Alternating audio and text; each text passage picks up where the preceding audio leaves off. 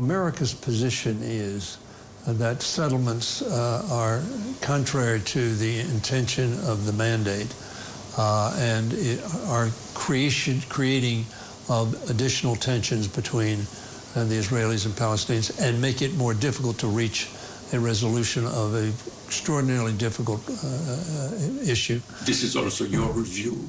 And that's the position of the United States, and it's a position I share, that the settlements undermine the prospects of settling the two-state solution, which I am a very strong supporter of, and which I believe ultimately the really only solution to ensure both a democratic and Jewish state of Israel and a Palestinian state that is a state that is not a danger to Israel, not a proponent of terrorist activities or a place where terrorism can be generated and grow.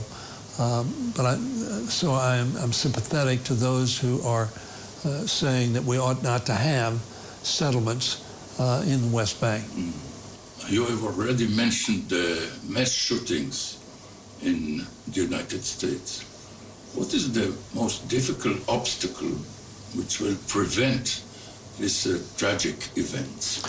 A number of things. First of all, we know that social media and white supremacy or nationalism or the spread of hate against groups is being exacerbated by the social media that can spread quickly, rapidly, and without any verification of the truth or untruth of what is said on social media.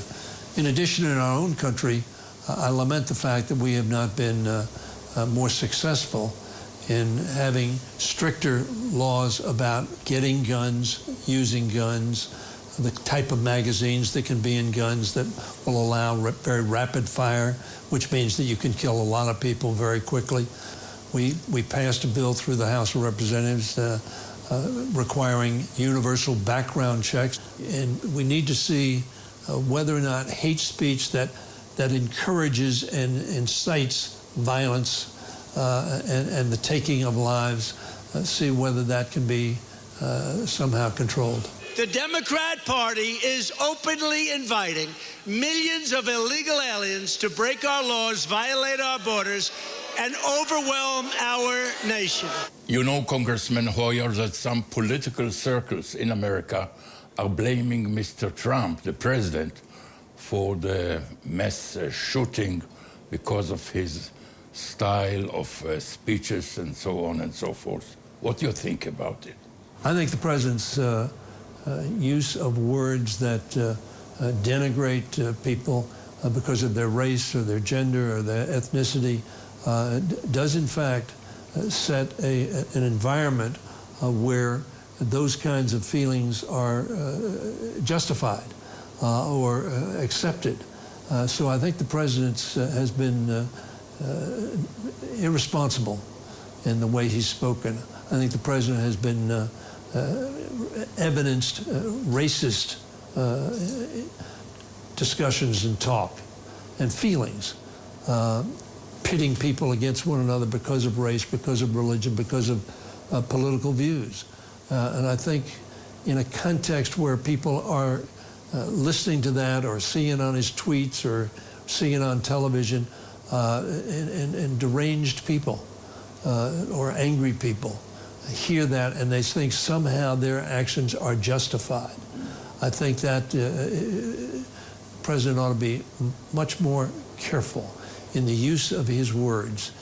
He is the leader of our country. His words have effect.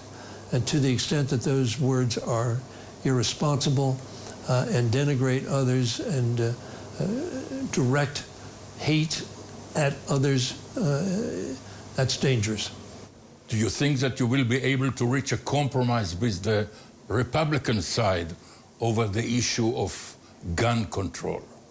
I hope so, but the Republicans, frankly, have been very, very strong in their support of the National Rifle Association, which has a view that we ought not to have any laws. And I believe that President Trump shares this view.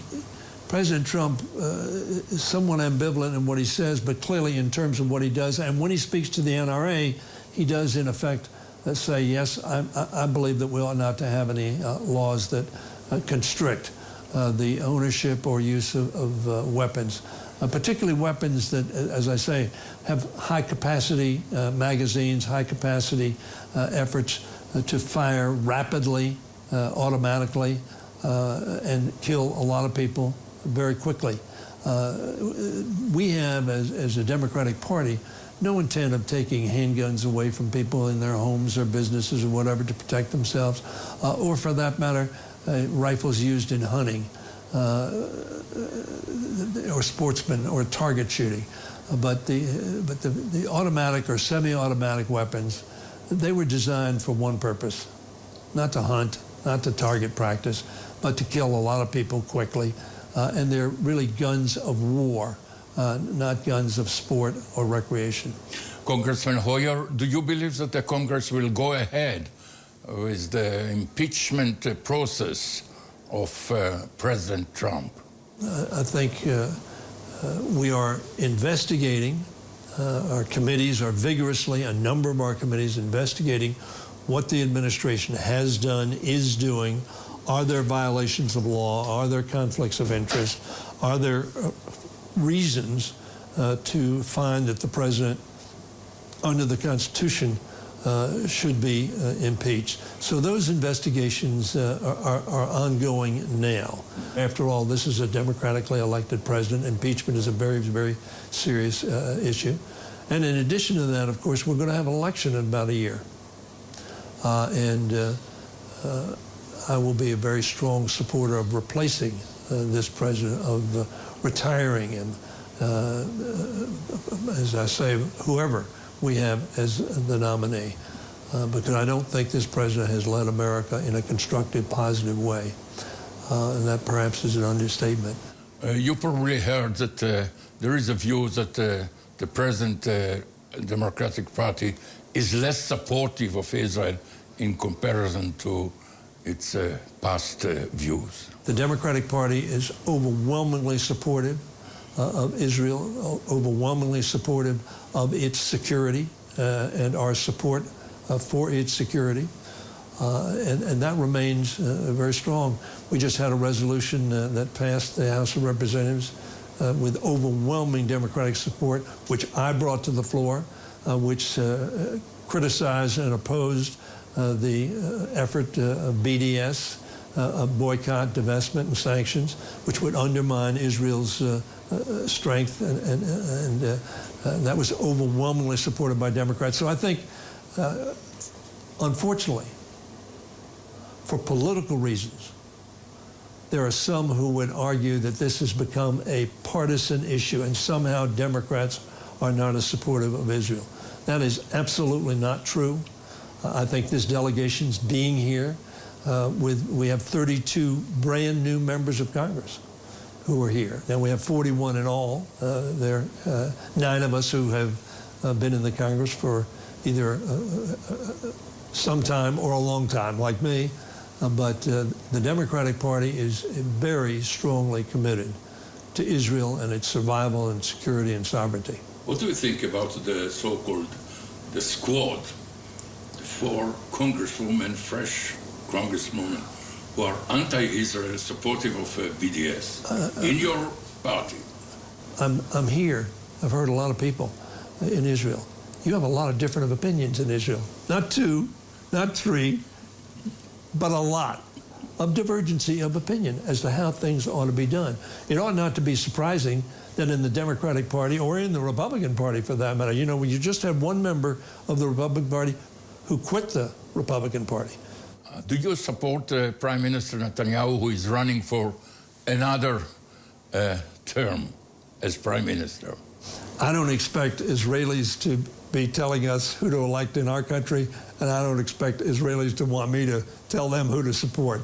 I'm going to be supportive of Israel, and Israel will select its leader or leaders. Whoever they are. Whoever they are. I thank you very much, Congressman. You bet. Thank you very much. Thank you.